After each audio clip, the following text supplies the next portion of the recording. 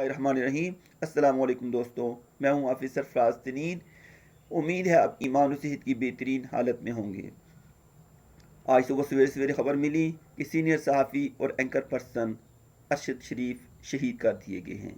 इन्ना लिल्लाहि व इन्ना इलैहि राजिऊन। अल्लाह करीम उनकी सारी फैमिली को ये दुख बर्दाश्त करने की तौफीक अता फरमाए। इंतहाई निडर और बहादुर सहाफ़ी थे और इन्वेस्टिगेटिव जर्नलिज्म के हवाले से उनका नाम जो है वो हमेशा याद रखा जाएगा। सिर्फ 49 साल की उम्र में वो अल्लाह करीम को प्यारे हो गए। उनका ताल्लुक था ही शहीदों के ख़ानदान से, उन्होंने भी अपनी जान निछावर कर दी।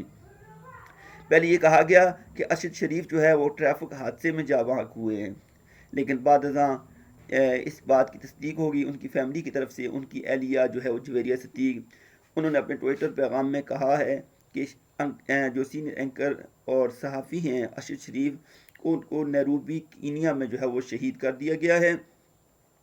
और इस हवाले से जो वहाँ की मकामी पुलिस है वो तहकीकात कर रही है कि किस तरह और किसने जो है वो उनको शहीद किया है।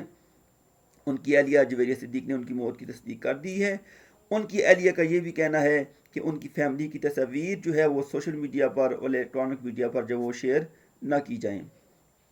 अरशद शरीफ का ताल्लुक ARY न्यूज़ चैनल के साथ था। चंद दिन कबल उन्होंने ARY न्यूज़ चैनल से इस्तीफ़ा दे दिया था।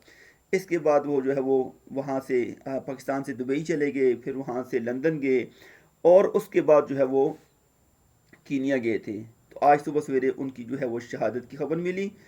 अभी तक ये क्लियर नहीं हो सका कि